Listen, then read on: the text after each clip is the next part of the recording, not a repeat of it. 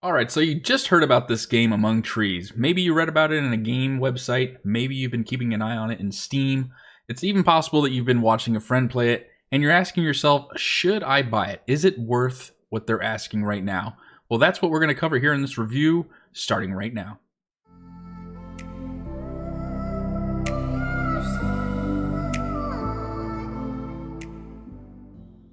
So Among Trees is a game that was released on Steam last week on November 10th. But it should be noted that this is in no way, shape, or form a brand new game. The game was actually released back in 2020, and again just recently released on Steam itself. So what is Among Trees? What kind of game is it? Among Trees is essentially a survival explorer game where your whole task is you are an average citizen who decided to leave the city life and wants to live in the woods. And so once you arrive in the woods, you are presented with a cabin that isn't built yet, and your whole goal and objective is to go out and gather supplies, explore the surroundings, and build your cabin up. Now, this is the cabin that I currently have, but this is not what you're presented with when you first look at the game. The cabin you're presented with is actually this. Not much to look at, right? This is what you're presented with as soon as you start the game up. And from here, you immediately have to start gathering planks, sticks, and what have you, just to get your cabin up and running. Now, once your cabin is initially built, you're presented with a series of things that you can build, such as a kitchen, a crafting station, more storage, and a garden. There's even a brewery for those of you crazy little brewers out there that want to get your beer game on. But as you continue to explore and gather, you turn that little tiny cabin that's just run down and looking all nasty into this. Now, this didn't just happen overnight. This was a lot of exploring, a lot of gathering, but that was half the battle and a lot of the fun of actually getting this cabin up and running. So let's go into what I did and didn't like about this game. So let's start off with the things I really did enjoy about this game. It is absolutely beautiful. I mean, look at it. You're presented with a plethora of colors that just mix well together. It's a zen-like feeling. I mean, you've got the orange, light red that drops down into the light blue, which gets into a darker blue, turns into a dark blue hue, the greens. It's a beautiful game, color-wise. And it's really relaxing to just walk around the woods, finding more items that you can gather to build up your cabin. Another really good thing that they did in this game is that they made it so you have to gather a lot of items. It's not just a couple of items that you have to gather. There's actually quite a few amount of items that you can gather. And each thing that you gather has something to do. You can do something with that item. You're not just collecting berries just to eat them to survive. That's part of it, but through those berries, you can construct certain things, i.e. a map. A map needs 2 rags and a certain type of berry, 2 of them, to actually make it.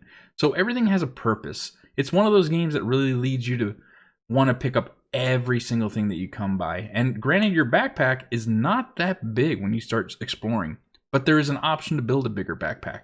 Another thing I really like about the game, apart from the colors and the crafting and the gathering, is just the music. The overall tone of the game is very relaxing. This is easily a game that I could come home from work from if I've been having a bad day, sit down and play it for an hour, and I am going to be in a happy place. It's just, you can't help but be relaxed when you actually play this game. Now, there are some challenges that you're presented with in this game if you choose the standard mode, because you have 2 options that you can choose from when you start the game, and that is standard and zen. Now, if you pick standard mode, you're going to be presented with basic challenges, and you have an option of easy, medium, or hard. Now, if you choose easy, it's going to be just like any other game when you pick easy. There's not going to be a whole lot of challenge you're presented with. You're kind of left to be at your own, and there might be 1 or 2 creatures that are after you. Now, if you go all the way up to the hard mode, it's certainly going to be a little bit more challenging. I believe at hard mode, your water depletes a little faster, your food metabolizes a little faster, and you're presented with bears. And bears are going to be your biggest enemy in this game. And that leads me to the first thing that I disliked about this game.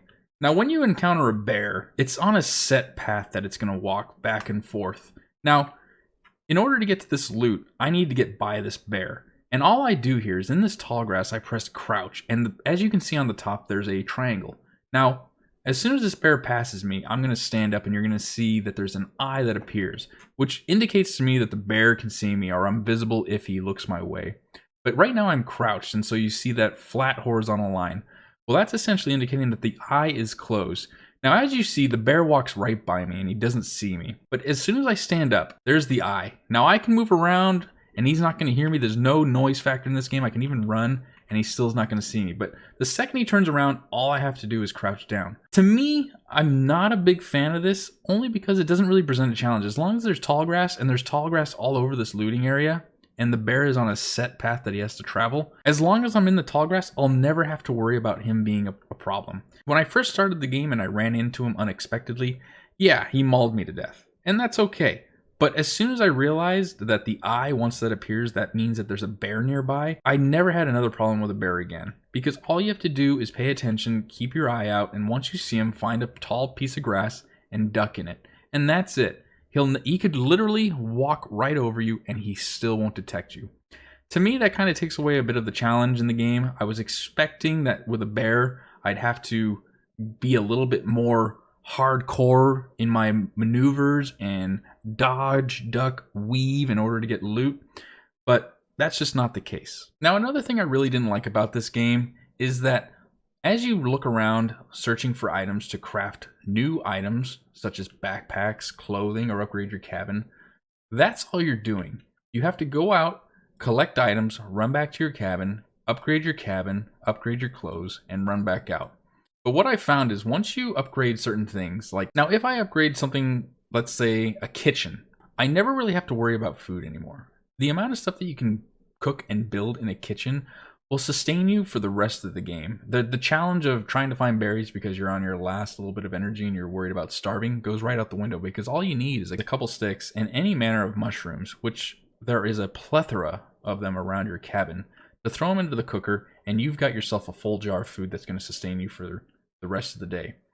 I just don't think the survival factor's there once you get the kitchen going, because that only takes about 3 in-game days to do, which isn't all that long. And again, like what I said, once you have it, you're set. The other thing that I didn't really enjoy about this game is the fact that when you put a tile up there saying Survival Explorer, I'm really expecting it to be one of those games where you really have to struggle to survive. You're out there risking your life trying to find food, berries, and whatnot to survive.